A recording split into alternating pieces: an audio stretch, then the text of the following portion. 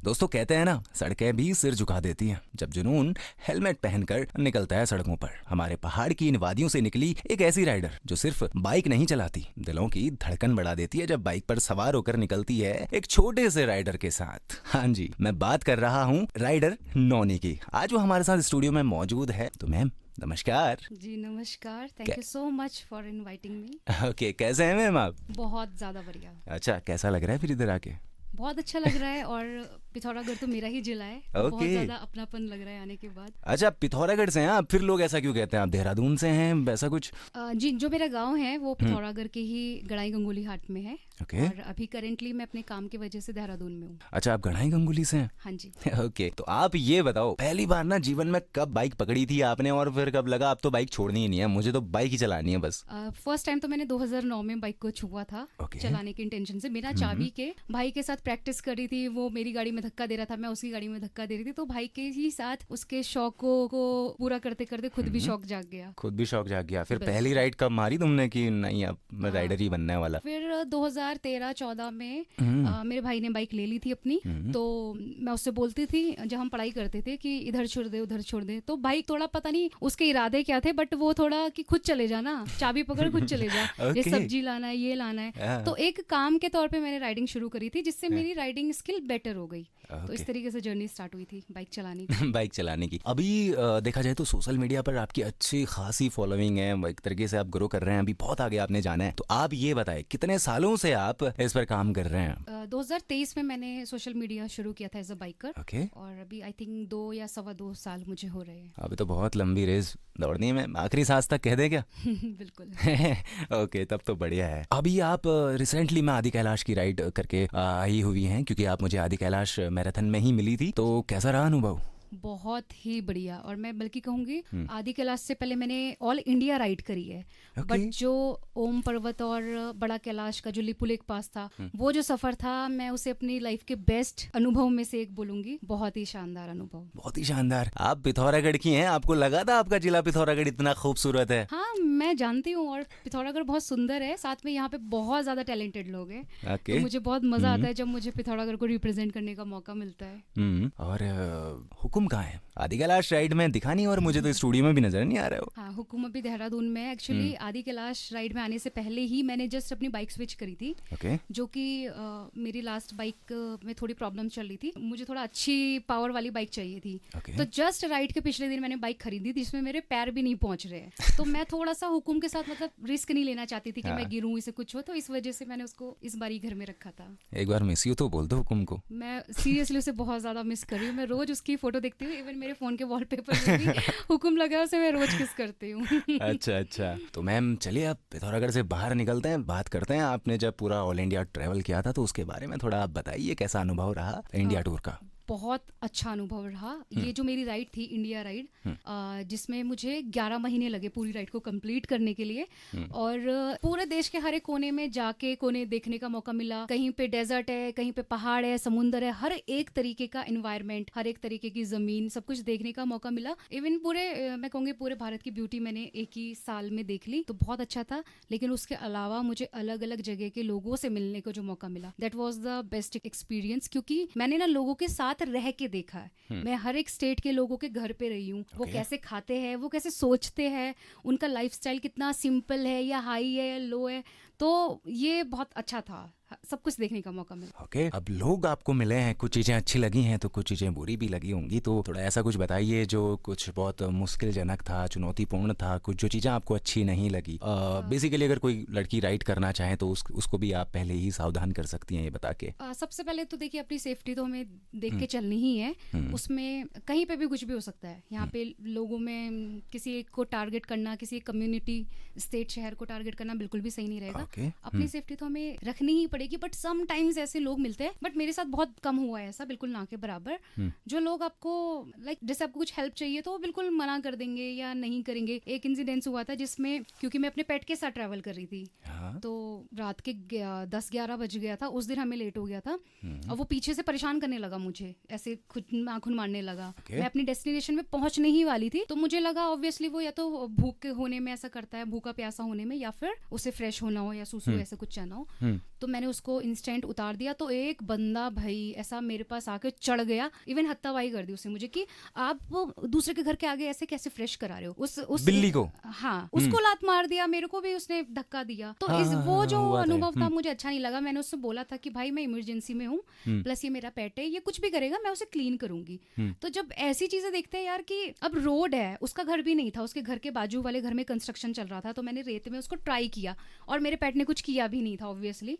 तो ऐसी सिचुएशन में लगा यार इतनी छोटी छोटी चीज़ों में क्या इतना मैटर बनाना अच्छा था। हालांकि उसके बाद मैंने उसे खूब अच्छा सबक सिखाया, उसकी कंप्लेंट करी और वो वीडियो भी इतने लोगों पे वायरल हुआ और लोगों ने सबने मुझे सपोर्ट किया। तो गलत था ये, पहले तो आपको समझना चाहिए था। सेकंड थिंग, आप मेरे पेट में और मेरे पे हाथ उठा रहे हो। तो फिर उसको रियलाइज़ हो गया था, उसने सॉरी बोला। मैंने देखा है आप जहाँ भी जाती है महिला सशक्तिकरण के बारे में आप बहुत सारी बातें करते हैं, छोटी छोटी बच्चियाँ होती है, चाइल्ड सेफ्टी पर आप बात करते हैं। अवेयर होने की तो बहुत ज़रूरत है। मैं मेंशन करना चाहूँगी जो मेरी इंडिया राइड थी वो एक अवेयरनेस कैंपिंग ही था, जो कि महिला सशक्तिकरण के बारे में था। क्योंकि एज अ गर्ल मेरे साथ भी कई सारे ऐसे एक्सपीरियंस हुए हैं जो लड़कियां जनरली डिजर्व नहीं करती है। तो लास्ट ईयर 24 में कुछ ऐसा इंसिडेंस था जब मुझे ऐसा गर्ल सेफ्टी में बहुत ज़्यादा डाउट हुआ कि जब खुद से मैंने झेला ना कि यार इतना नॉर्मल है क्या लड़कियों को परेशान करना या कुछ भी उनके साथ करना। तो उस चीज़ ने मुझे मोटिवेशन दी थी एक्चुअली इस पहल की, सुरक्षा के बारे में बात करने की। फिर उस दिन मैंने डिसाइड किया कि मैं एज अ बाइकर क्या ही कर सकती हूँ ना। तो मैंने अपने ही प्रोफेशन को या फिर अपने हॉबी को शुरू किया कि मैं हर एक जगह जा सकती हूँ एटलीस्ट इंडिया में। और हम बातें करेंगे वुमेन सेफ्टी की, क्योंकि इंडिया में अभी इतना ज़्यादा अवेयरनेस नहीं है, उतने ज़्यादा लॉ भी स्ट्रांग नहीं है। तो मैंने कहा मैं पर्सनल लेवल पे मुझसे जितना होगा मैं हर एक जगह जाके जितना लड़कियों से फीमेल से बात करने का मौका मिलेगा ट्राई करूंगी उन्हें अवेयर करने का। तो अपनी इंडिया राइड में मैंने यही किया, हर एक देश के कोने में जाके छोटी लड़कियों से, बड़ी लड़कियों से, औरतों से, सबसे बात करी उनके माइंडसेट के हिसाब से जो उनको समझ आए। जैसे अब छोटी बच्ची है उसको गुड टच बैड टच भी आपने उसको सिखाया था। हेल्पलाइन नंबर का बताने का तो कुछ सेंस नहीं है, तो उसके हिसाब से कि गुड टच क्या है, बैड टच क्या है। बड़ी बच्ची को कि वो हैरेसमेंट से कैसे बच सकते हैं, सोशल लेवल की बातों की आपके पास महिला हेल्पलाइन नंबर है, पुलिस लाइन नंबर है।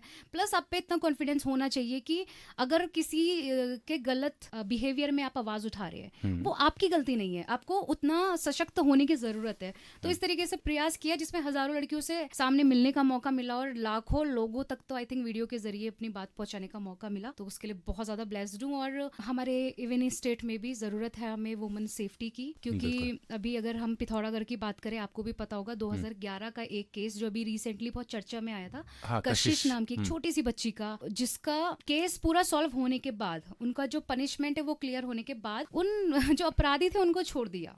तो कितनी शर्म की बात है ना, अगर किसी के साथ कुछ गलत हो भी जा रहा है तो उनके लिए एक्चुअल में कोई लॉ ही नहीं है। तो बहुत ज्यादा जरूरत है। वो बच्ची को शायद अगर गुड टच बैड टच पता होता या थोड़ा सा भी उसे समझ होती कि ऐसी सिचुएशन से मुझे भागना भी है, क्या पता बच जाती। तो यही एक प्रयास है और उम्मीद करती हूँ कि देश में, दुनिया में किसी भी छोटी बच्ची के साथ या लड़कियों के साथ ऐसी कोई भी मिस हैपनिंग ना हो। बिल्कुल, ये तो बहुत ही अच्छा आपने कदम उठाया हुआ है, क्योंकि आप खुद अकेले राइड पर निकलती हैं तो आपके लिए भी वो बाद में अच्छा होगा कि लोगों की सोच खुलेगी, लोग जानेंगे कि एक लड़की से कैसे बात करनी है, उनकी इज्जत कैसे करनी है, ये सब। और मैम आपका डांस से क्या कनेक्शन है? डांस जहाँ मैंने देखा है जहाँ आप जाती हैं 2-4 रीलें तो डांस की भी आप वहाँ बनाते हैं, कभी हेलमेट पहन के, कभी भैया ऊंचे पहाड़ों पे चढ़ के। मतलब कुछ इस बारे में बताइए, डांस से आपका क्या रिलेशन है? डांस करना मुझे पसंद है, मैं हॉबी बोल सकती हूँ, शुरू से ही पसंद है। और जब करियर के कंफ्यूजन में थी तो मैंने अपना फिटनेस का करियर चूज किया, जिसमें एज अ जुम्बा ट्रेनर मैंने काम करना शुरू किया। तो जो बाइकिंग से पहले मेरा करियर था फिटनेस फील्ड में, उसमें भी मैंने डांस को कॉमन रखा।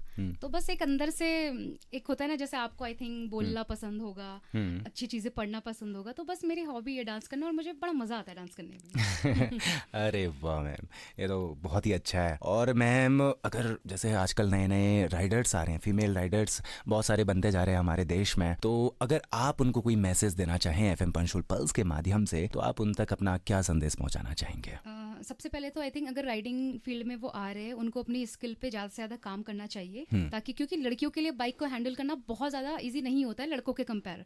तो कुछ ऐसे बट टेक्निक होती है, आपको कैसे गिरी हुई बाइक को उठाना है, कैसे संभालना है। अभी जैसे मेरे बाइक में पैर नहीं पहुंचते बट स्टिल मैं इतना टफ ऑफ रोड करके आई हूँ। तो आप स्किल में काम करोगे तो कुछ भी इतना मुश्किल नहीं है, क्योंकि कई लड़कियां बड़ी बाइक को देख के या हैवी बाइक को देख के डर जाते हैं, but it's all about skill. अगर आपके पास स्किल है तो आप अपनी बाइकिंग की हॉबी पे काम कर सकते हैं। दूसरा, आप जब भी राइड करें अपनी सेफ्टी का पूरा ध्यान रखें, क्योंकि लाइफ है, कहते हैं जान है तो जहान है। आप जो ज़रूरी हमारे गार्ड्स होते हैं, हेलमेट है, नी गार्ड्स है, या राइडिंग जैकेट है, राइडिंग गियर्स है, वो सब के साथ राइड करेंगे तो आप सुरक्षित रहेंगे। तो अपनी सेफ्टी का और अपनी स्किल का ध्यान देना आई थिंक मेरे लिए फर्स्ट प्रायोरिटी रहेगी। ओके मैम, और एक और बात मेरे को आप बता दो, जब आप घर से राइड पे निकलते हो ना, हेलमेट पहले उठाते हो कि हुकुम को? पहले मैं हुकुम को उठाती हूँ। अच्छा अच्छा, फिर तो बहुत बढ़िया है।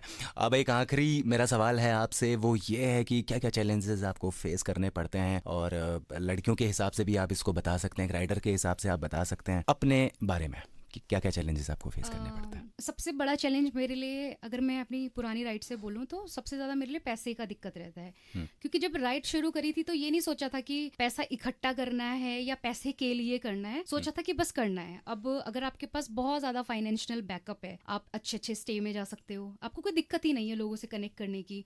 आपको कोई दिक्कत है, बाइक बना लो, बाइक चोरी हो गई है, बाइक खरीद लो। तो सबसे बड़ा चैलेंज मेरे लिए मेरा फाइनेंस ही था, क्योंकि मुझे कहीं पे अगर रूम देखना पड़ रहा है तो मेरे बजट के हिसाब से देखना पड़ रहा है कि कम पैसों में मिल जाए, या फिर मुझे लोगों से कनेक्ट करना पड़ रहा है ताकि मुझे रहने का पैसा ना दे। तो आई थिंक मेरे लिए तो सबसे बड़ा चैलेंज मनी ही था। उसके अलावा अगर सेफ्टी की बात करें तो देखो, पूरा इंडिया घूमने के बाद तो मुझे ऐसा रियलाइज हुआ, अगर आप 2-4 चीजें ध्यान रखे, जैसे कि आपको रात को राइड करना इग्नोर करना है, और गलत टाइम पे ना, जहाँ पे सुनसान जगह वहाँ पे रुकना नहीं है। ये तो देखो, लड़का हो लड़की हो, हर किसी के लिए काम आता है। तो 3-4 चीजें अगर आप ध्यान में दो तो मुझे लगता है पूरा इंडिया ही सेफ है। कहीं पे भी ऐसा रिस्क नहीं है कि आपके साथ कुछ गलत ही हो जाएगा। तो थोड़ा सा आप पे बस कॉन्फिडेंस होना चाहिए कि आप कोई सिचुएशन आ रही है तो आपको कैसे उसको हैंडल करना है। बाकी सेफ्टी का कुछ ऐसा नहीं है, आपके पास बैकअप होना चाहिए। तो बस मेरे लिए तो यही 2 चीजें चैलेंजिंग थी। और अगर बात करते हैं हम बुरे लोगों की, तो जो बुरे लोग टकरा जाते हैं, तो ऐसा मेरे साथ तो बहुत कम ही हुआ है, और कम ही होता है। अगर कहते हैं आप भले तो जग भला, तो अच्छे लोगों की संख्या ज्यादा है, तो आपके साथ मतलब भगवान और कुछ अंत ना में कुछ, भी अच्छा ही होता है। कुछ ना कुछ भगवान आपके साथ कर ही देते हैं, अच्छा भेज देते हैं किसी इंसान को। 1-2 इंसिडेंट्स ऐसे होते हैं तो वो तो आई थिंक लाइफ का पार्ट है, उनको देखते रहेंगे और सबक सिखाते रहेंगे। सीखना ही तो है बड़े। बिल्कुल। अब चलिए, एंड करने से पहले अगली ट्रिप कहाँ की है आपकी? अभी तो जैसे इंडिया तो मेरा पूरा ट्रैवल हो चुका है, बट इंडिया में ही मैं जनवरी के मौसम में गुजरात जाना पसंद करूंगी। गुजरात का कच्छ वाला भाग है, और राजस्थान का जैसलमेर है। एक्चुअली कच्छ में देखने को मिलता है जो रन ऑफ कच्छ है, वाइट रन। तो वो इतना ब्यूटीफुल एक्सपीरियंस होता है। बट जिस टाइम पे मैं गई थी ना, क्योंकि मैं घूम नहीं रही थी, अक्सर आप सीजन देख के जगहों में जाते हैं, तो वो ना मेरे से मिस हो गया है। वो उसमें क्या होता है कि आपको 360 व्यू दिखेगा व्हाइट कलर का, बिल्कुल बर्फ की तरह। तो मुझे उसके लिए जाने का बहुत इच्छा है। जनवरी में उसका सीजन रहेगा, मैं वहां जाऊंगी। और ये तो इंडिया की बात रही। उसके अलावा मेरा जो अभी प्लान रहेगा वो नेपाल राइड करेगा।